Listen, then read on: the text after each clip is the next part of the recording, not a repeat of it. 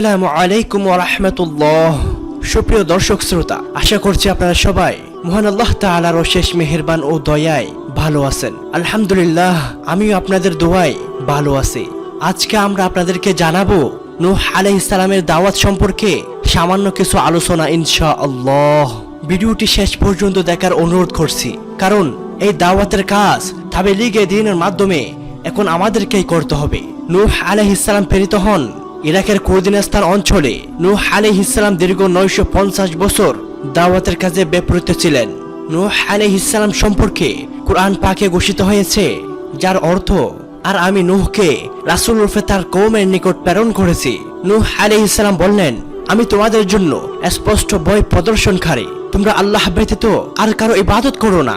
আমি তোমাদের উপর এক ভীষণ যন্ত্রণাদায়ক দিনের আশঙ্কা করছি। আল্লাহ তাআলা আরেকটি আয়াতের মধ্যে বলেন, তখন তার কওমের কাফের প্রধানরা বলল, আমরা তো আপনাদেরকে আমাদের মতো একজন মানুষ ব্যতীত আর কিছু মনে করি না, আর আমাদের মধ্যে যারা ইতর ও স্থল বুদ্ধি সম্পন্ন তারা ব্যতীত কাউকে তো আপনার অনুগত্য করতে দেখছি না, এবং আমাদের উপর আপনাদের কোনো প্রাধান্য দেখি না, বরং আপনারা সবাই মিথ্যাবাদী বলে আমরা মনে করি।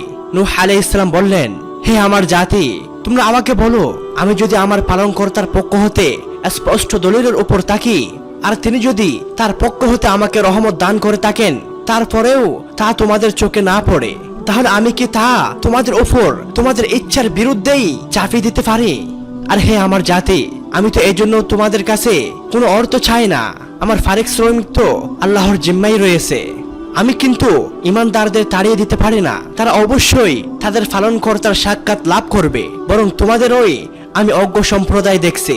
নূহ আলাইহিস সালামের দাওয়াতের প্রসঙ্গে রাসূল সাল্লাল্লাহু আলাইহি ওয়াসাল্লাম ইরশাদ করেছেন, কিয়ামতের দিন নূহ আলাইহিস সালামের উম্মতরা বলবে, আমাদের কাছে কোনো সতর্কবাণী আসেনি। তখন নূহ আলাইহিস সালাম বলবেন, আমি হেদায়েতের বাণী তাদের কাছে পৌঁছে দিয়েছি। শেষ নবী মুহাম্মদ সাল্লাল্লাহু আলাইহি ওয়াসাল্লাম ও তার উম্মত এই কাজের সাক্ষী।